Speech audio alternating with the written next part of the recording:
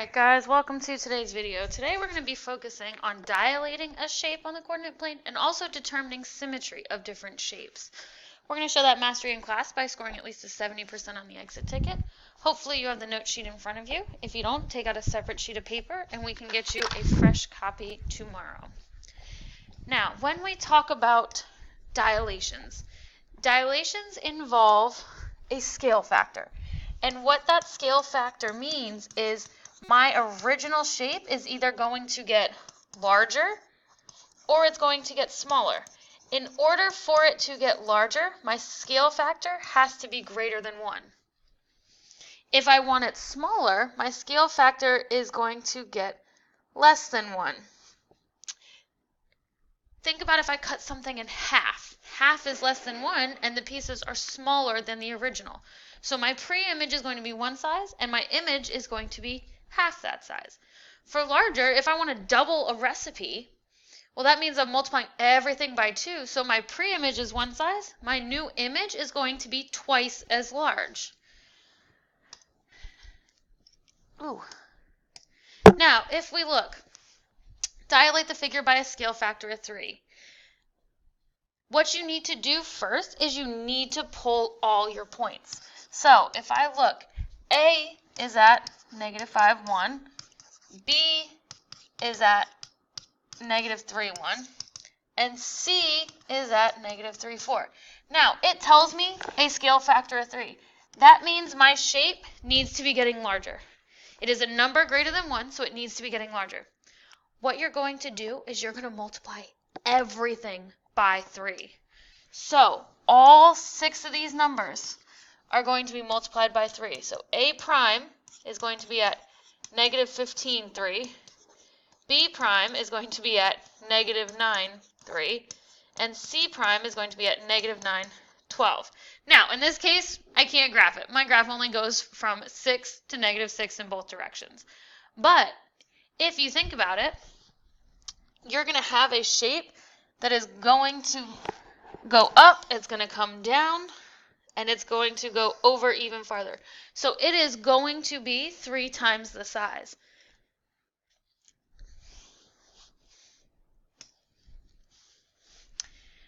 In this case, we want to dilate our shape by a scale factor of 2. Again, my scale factor is greater than 1, so it should be getting larger. I'm going to pull my points. A is at negative 2, 2. B is at negative 1, 2. C is at negative 1, negative 2. And D, negative 2, negative 2. From here, because we're dilating it, all the parts get multiplied by 2. So A prime is going to now be negative 4, 4. B prime is now going to be at negative 2, 4. C prime is at negative 2, negative 4. And D prime is negative 4, negative 4. From here, we can graph it. So if I go negative 4, positive 4, I have A prime. B prime is negative 2, positive 4. C prime is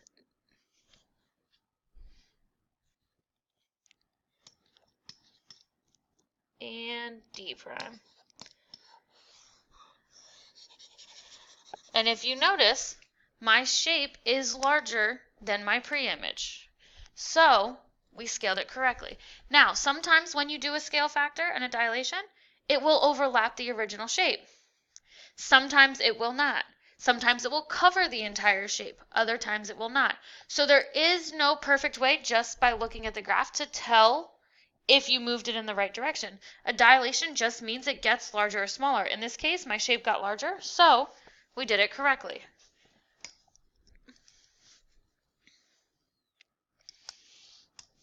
If we look at example 3, we are dilating by a scale factor of 1/2.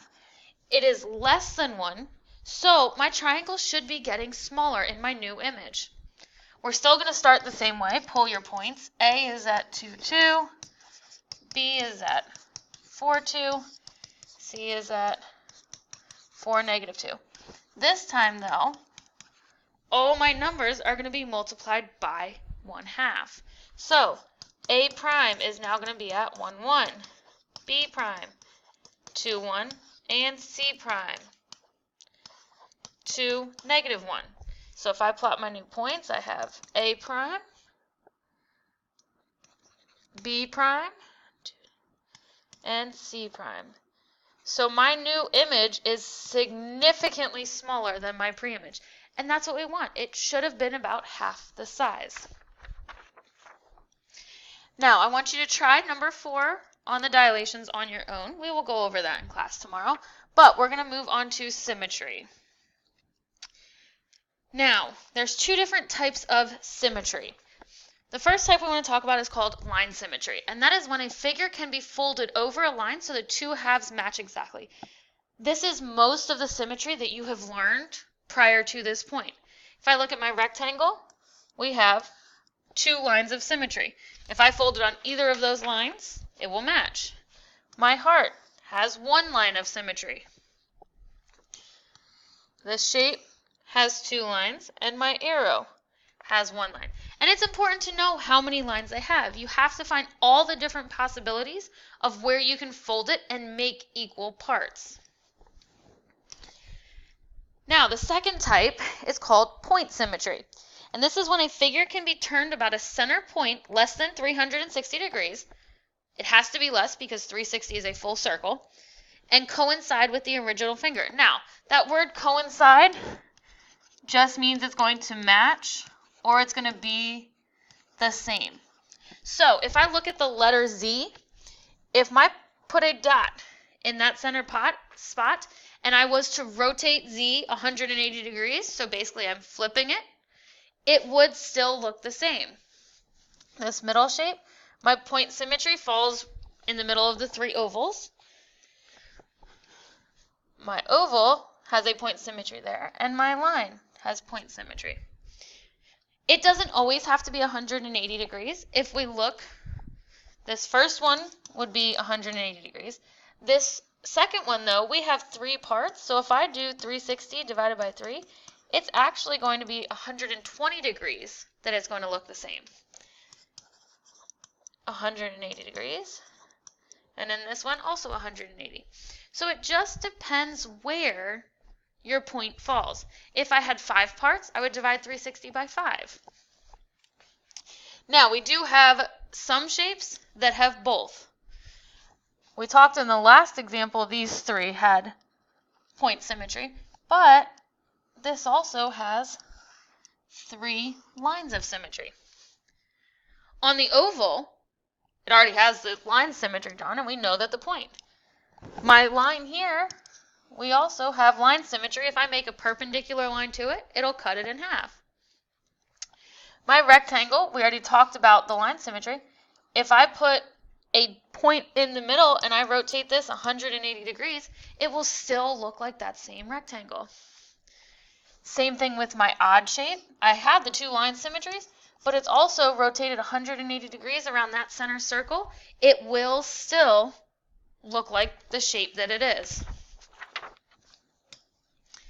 Now, we're also going to start talking about regular polygons, and we want to talk about symmetry with regular polygons.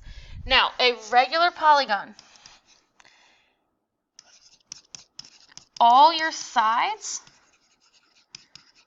are the same or congruent.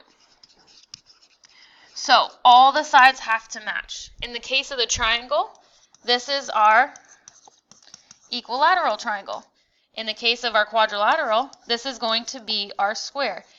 And for these sides and number of line symmetry, it has to be a regular polygon. If it is not a regular polygon, you cannot apply this. Now, for the equilateral triangle, we obviously have 3 sides. The cool thing is, each vertex I have makes a line of symmetry. So, I have 3 lines of symmetry. Now, the degree of rotational symmetry, this is what we found with our point symmetry. So we want to know how many degrees can I turn it to get to that point symmetry. Well, if I divide 360 by 3, because I have my 3 vertices, we get 120 degrees. Now, Now, for a quadrilateral, we have 4 sides. My lines of symmetry, I can go through my vertices, but I can also go through my sides, and it will still fold perfectly and give me that line symmetry. So in this case, I have 4 lines of symmetry. To find my degrees, I'm going to do 360 divided by 4. So my rotational symmetry is 90 degrees. Every 90 degrees you turn it, it will still match. For our pentagon, we still have 5 sides. As far as our lines of symmetry, I'm going to start with my vertices, and I'm going to go across to my sides. Because it goes through a vertice and through the sides, I have 5 lines of symmetry. From here, your rotational, 360 divided by 5, because that's my number of sides, is 72 degrees.